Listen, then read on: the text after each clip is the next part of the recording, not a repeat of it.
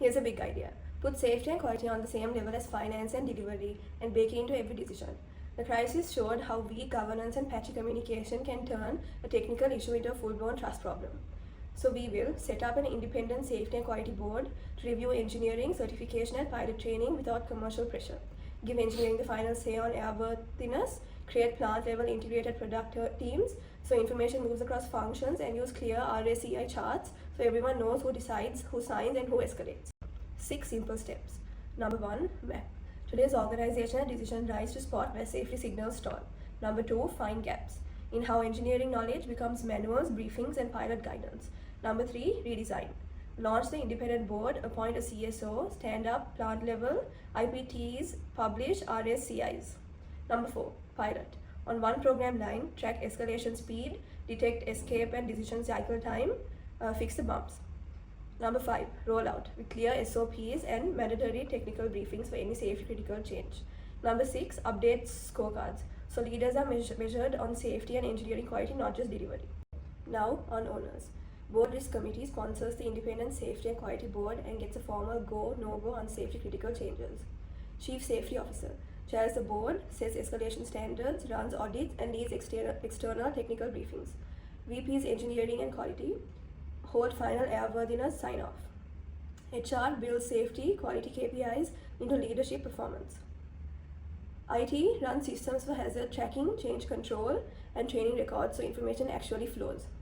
Independence experts provide impartial reviews with authority to stop release if standards aren't met. Timeline and location. Here's our 12-month game plan. Month 0 to 1, we map how work and information actually flows today. Who decides what and where safety signals get stuck. Months 2 to 3, we put the new structure in place. The Independent Safety and Quality Board with the CSO, restore engineering, sign off airworthiness, publish RAC, and seed plant level IPT, so engineering, quality, certification, and work as one team. Months 4 to 6, we pilot this on one program line and measure 3 things: escalation, speed, defect, escape rate, and decision cycle time. Months 7 to 12, we roll it out across divisions. We are placing for a year because post-crisis regulatory reviews often took months. So this cadence fits the real world and avoids disruption. Where governance work runs at HQ, the pilot happens in one major plant. Then we scale to all key plants so the cross-functional fixtures land where delays and grounding impacts were felt. Types of costs. To make this stick, we plan 5 cost buckets. Consulting, independent oversight to stand up safety and quality board with real stop-ship power. Second one, change management to rewrite decision paths and add safety plus engineering quality to leadership scorecards. Third one, training, fully flight simulator sessions and clear technical briefings so crews are prepared for failure modes, not surprised by them. Fourth one, overtime backfill to keep operations running while people train and process change, cheaper than schedule slips. Fifth one, workflow or IT tools for hazard tracking, change control, and training records so safety info moves across teams reliably. These investments are small next to the hit from the crisis. Exactly what are avoiding by building safety into how we work. Recommendation is about real hands-on training for everyone who touches the aircraft. The case showed that pilots were not given deep simulator practice and key details about MCAS were downplayed or missing. So crews made a new system for the first time in the air. We are fixing that. The goal? Build skill and muscle memory, not just tick boxes. Pilots, mandatory full flight simulator training that rehearses failure mode and overrides. No more light conversations. This directly closes the preparedness gap in the case. Engineers and technicians focus refreshers on system safety and redundancy principles, so single point failures like the one tied to MCAS are called out early. Production teams. The practical training on inspection standards and day-to-day safety culture behaviors, so issue escalates fast. The report links the crisis to safety culture and communication weaknesses. This is where we rebuild them. All employees. Short safety culture workshops that encourage speaking up. The case shows what happens when employee voice is ignored. Bottom line, realistic practice, clear knowledge, and a culture that surfaces risks early. Here's the plan to make that training real. Training needs analysis for each role. What skills are missing today? Design curricula and assessments that match what regulators expect and are auditing for post-crisis. Source instructors. Internal SMEs plus independent experts for credibility. Run a 1-month intensive to build baseline competence across pilots, engineering, and production. Certify and log competencies. Issue authorization only after hands-on assessment. because the case showed quick iPad modules left crews unprepared. Refresh every 6 to 12 months with scenario updates at technical briefings anytime a safety critical change ships, so no one is surprised by new system behavior. Why this matters? It replaces thin, one-off training with proven competence and routine refreshers, exactly where the report found gaps. Here's who runs this training push and why. Director of Flight Operations Training leads the full flight simulator program and mandatory technical briefings for pilots. The report shows pilots previously got minimal iPad style conversions and key MCAS details were omitted, which left crews unprepared. This fixes that. Engineering Learning and Development runs refreshers for engineers and technicians on system safety and redundancy, so single point failures like relying on one AOA sensor are flagged early and escalated. Regulatory liaison coordinates training standards and briefings with EASA or CAAC or FAA.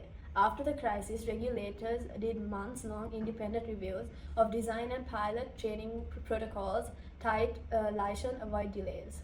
QA leads embedded checklist, competence logs, and track defect escape and escalation speed across teams to close the communication gaps highlighted in the case. Human Resources updates role descriptions and link leadership performance to safety and training outcomes, correcting the old incentive bias towards production or finance only. Together, this group guarantees prepared crews, quality control, regulatory compliance, and fast escalation. When weeks 0 to 2 run a training needs analysis for pilots, engineers, and production crews, map where knowledge currently gets stuck. Weeks 3 to 6, first training wave, pilots in full flight sims with failure mode practice, engineers or techs on safety and redundancy, production teams on inspection and reporting. Ongoing short refreshers and technical briefings whenever a safety critical change ships. Regulators now expect deep evidence and often take months to review, so we keep a steady cadence that matches with that reality. Where starts at airport simulator centers for pilot-run engineering and production sessions in major manufacturing plants and training rooms. That's where prior grounding impacts, idle facilities and delays were felt, and where better cross-team flow matters most. Bottom line, the right people, a realistic timeline, and the right venues turns training from a checkbox into real readiness. Here's what we'll need to budget for and why it's worth it. Simulator rentals and instructor fees. Pilots must get a full flight simulator practice on failure modes and overrides that shows the exact gap the case highlighted. Tools and travels, training material, software, and travel for crews and instructions as we stand up sessions in different locations. After the crisis, deeper redesign or testing and new pilot programs are part of the recovery cost. Certification administrations, more rigorous documentation and audits as regulators expect strong evidence on training and changes. Reviews have been tighter and longer since the MAX incidents. Lost productivity when people in training output dips, that's planned and short term, and it's tiny compared with $20 billion plus total hit the crisis created through grounding, delays, and network errors. Bottom line, these costs buy real readiness and help us avoid the far bigger cost of disruption and reputational damage. 3 quick risks and fixes. Resistant to change. People may default to old habits. Will use change champions and clear briefings so everyone knows why the new training and checks matter. Because the report shows how poor communication and defensive culture let risks grow. Short-term productivity dip. Training takes time. Will stagger cohorts and run plant-level waves to keep the lines moving. Production stoppages and idle facilities were costly last time. Staggered waves prevented that. Role ambiguity and inconsistency. If owners aren't clear, signal stalls. Will publish decision matter RACI and use central curriculum so stands are the same everywhere. Fixing the cross-department gaps and the case identified. Skill decay. If you don't practice, you forget. We'll schedule regular refreshers and issue technical briefings whenever a safety critical change ships. No more surprises for pilots or crews. The idea is simple. Name the risk early, bake in practical controls so training turns into lasting competence, not a one-off event.